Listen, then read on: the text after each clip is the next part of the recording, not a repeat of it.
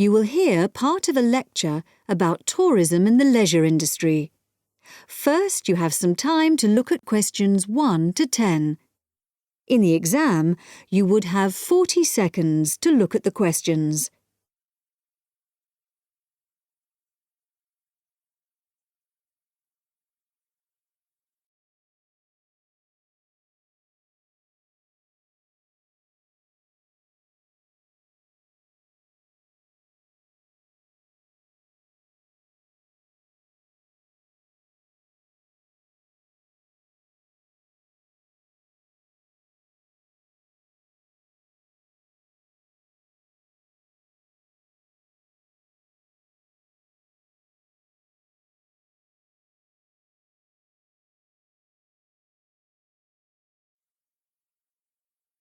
Now listen carefully and answer questions 1 to 10.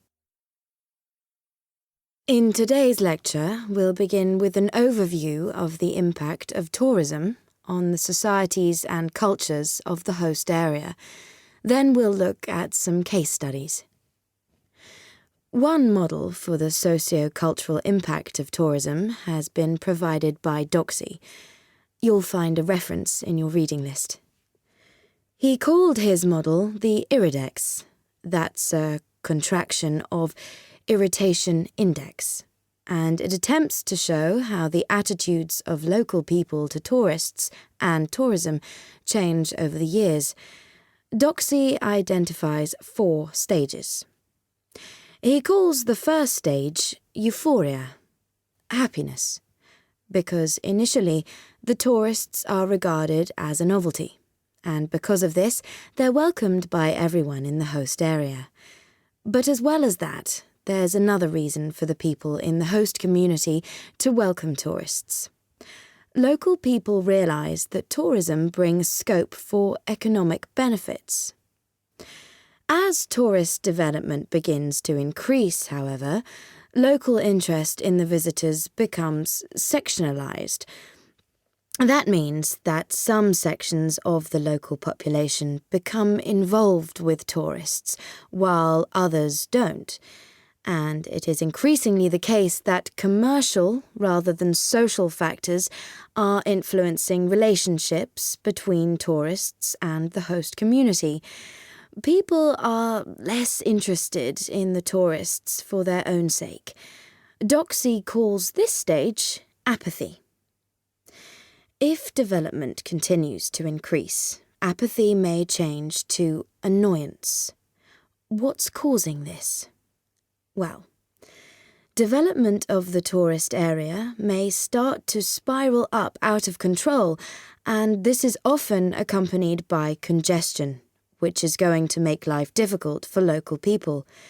So the policymakers, the government, the local authorities and so on, provide more infrastructure for the area, more roads, more car parks and so on, to try to help cope with the influx of tourists. But the lives of the local people are made increasingly difficult, and in the final stage of the model, annoyance has turned to antagonism and open hostility to the tourists. And now, all the detrimental changes to lifestyles in the host area are, fairly or unfairly, seen as due to the tourists.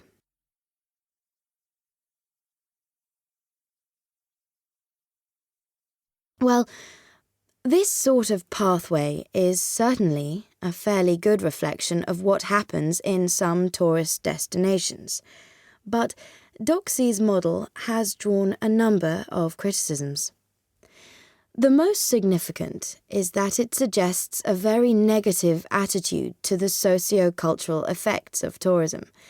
The fact that the model is unidirectional, that it only works in one direction, seems to suggest that decline in the host-visitor relationship is inevitable. Now, in practice, fortunately, things aren't always quite like that.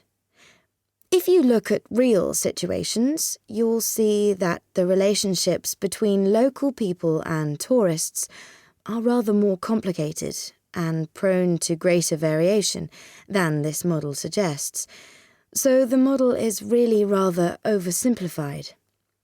In fact, studies have highlighted quite a few positive effects of tourism. For example, Doxy's model doesn't look at the effects on the tourists themselves. They may well benefit from increased understanding of the host society and culture. Then, traditional crafts in the host area may be revitalized because tourism provides new markets, such as the souvenir trade, for example. So, instead of these traditional skills being lost, local people are encouraged to develop them. There may also be more long-lasting changes, which actually lead to the empowerment of both groups and individuals in the host area. For example, tourism creates openings for employment for women, and through giving them a chance to have a personal income, it allows them to become more independent.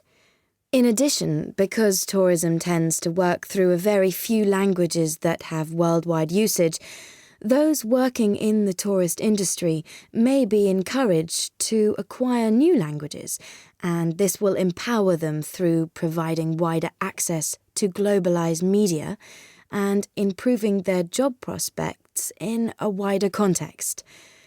Right, now we'll take a short break there, and then we'll look at a couple of case studies and see how far the points we've discussed so far apply to them.